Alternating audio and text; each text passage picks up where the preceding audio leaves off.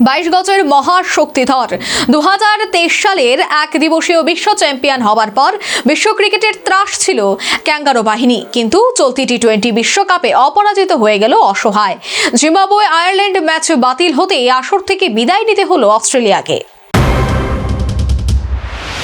বিশ্ব চ্যাম্পিয়ন হওয়ার স্বপ্ন চূর্ণ হয়ে গেল চ্যাম্পিয়ন অস্ট্রেলিয়া দলের। চলতি টি-20 বিশ্বকাপের প্রথম শক্তিধর দল হিসেবে আসর থেকে ছিটকে যেতে হলো ক্যাঙ্গারু বাহিনীকে। আয়ারল্যান্ডের বিরুদ্ধে জয় নিয়ে আসর শুরু করলেও শ্রীলঙ্কা এবং জিম্বাবুয়ের কাছে পরাজিত হবার পর সুতোর উপর ঝুলছিল ভাগ্য। তাকিয়ে থাকতে হয়েছিল আয়ারল্যান্ড এবং জিম্বাবুয়ের ম্যাচের দিকে, কিন্তু সেই ম্যাচ বাদ সাধল বৃষ্টি, যার কারণে জিম্বাবুয়ের সুপার 8-এ পৌঁছে যাওয়ার সাথে আসর থেকে বিদায় নিতে হলো অস্ট্রেলিয়াকে।